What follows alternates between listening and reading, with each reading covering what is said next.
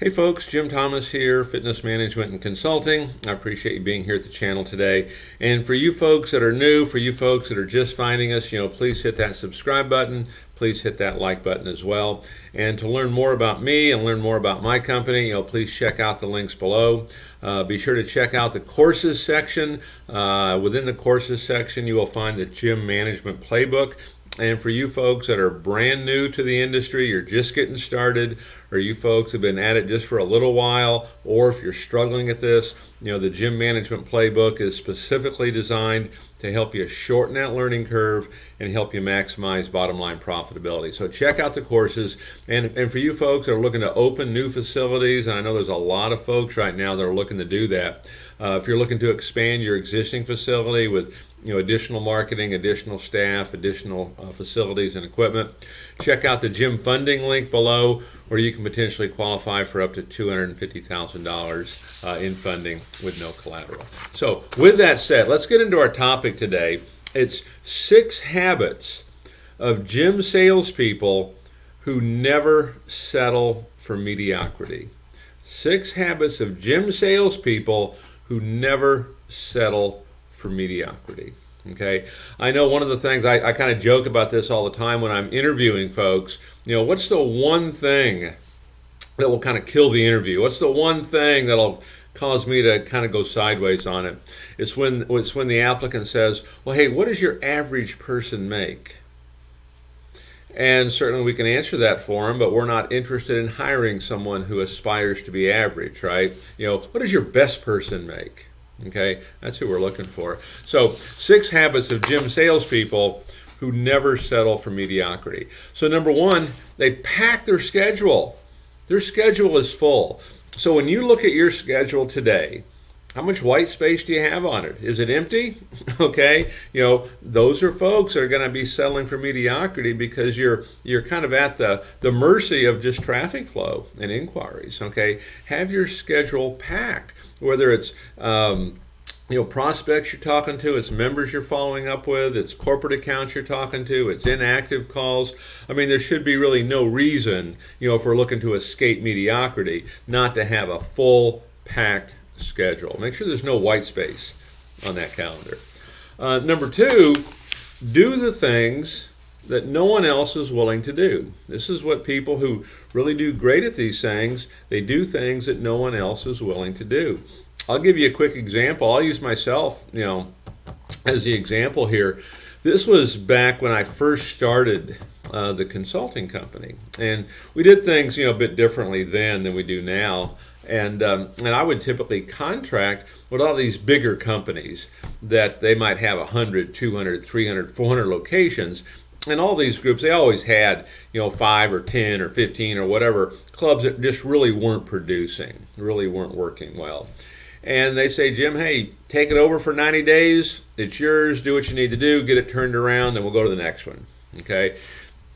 And what was interesting about that, in most of those cases, I got results very first day. I mean, it was not unusual to that club go from 0 to 1 sale a day to all of a sudden now they're doing 10 or they're doing 11 or they're doing 12. Okay. And this is without changing anything else. Attitude still might have been poor. Club might not have been clean. There could have been a lot of other issues, but we were getting results. Well, why? I got that question all the time. Jim, how do you do this? Okay. I'm going to share with you how I did that. Is I was willing to do what nobody else was willing to do. Why were sales down in many of these clubs? Particularly these bigger operations. They're getting guest traffic, they're getting phone inquiries, they're getting activity. They're just not producing. And so I did what other people were not willing to do. I would go in there, I would grab the telephone inquiry log sheets. I would start from today. I'd work my way back and just keep going back until there were no more. And I start to call people up. "Hey, Mary, this is Jim Thomas over here at the gym. I noticed you called in for some information yesterday. Hey, did we get all your questions answered for you?" "Yes, you did." "Great. Did you come in? I'm going to get them set. We're going to get them signed up." Okay. And so I was doing what nobody else was willing to do. What was nobody else willing to do? Make follow-up calls. Pick up the phone. Okay. And so I'd go through the complete complete telephone inquiry log sheet. I go through the complete guest register. I'm getting referrals along the way. in terms of those kind of numbers, the club was kind of back on track. Now, I had other issues, okay, but it was back on track. I was simply willing to do what other people were not, okay? So when you're thinking about avoiding mediocrity, do what other people are not willing to do. Number 3, learn more than anyone else. Be a great student of this, okay? Use this channel. I know we have a lot of clubs we work with that actually use this channel as the training platform for their staff. We have owners and managers and salespeople that every day watch this channel, and this is their resource, to get better, to learn more than anybody else. But read as much as you can, talk to as many people as you can.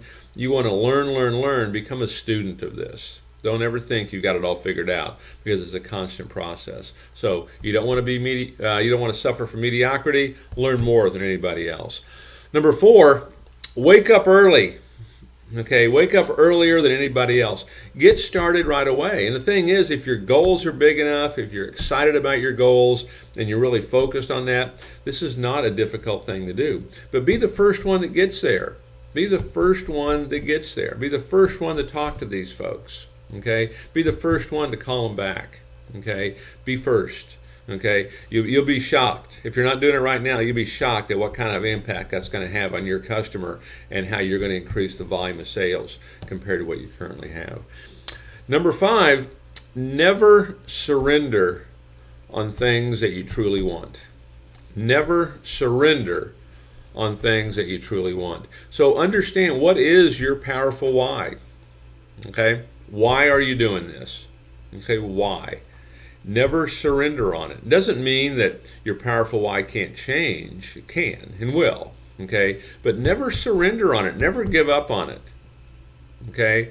Stay focused on accomplishing what that end goal is. And number 6, be exciting. Okay? Have fun with this. Lots of enthusiasm. Every day is a great day. And the reason it is, it's all in how we choose to look at this. Okay, it's like no matter what is going on, no matter what the crisis is, there's always going to be opportunity. There's always going to be opportunity. Get excited about this. Okay, speak life into what you're trying to do, because all these things can happen. Those things we spend time thinking about are going to be things that start to happen. So 6 habits of salespeople, of successful gym salespeople that never settle for mediocrity. Check them out.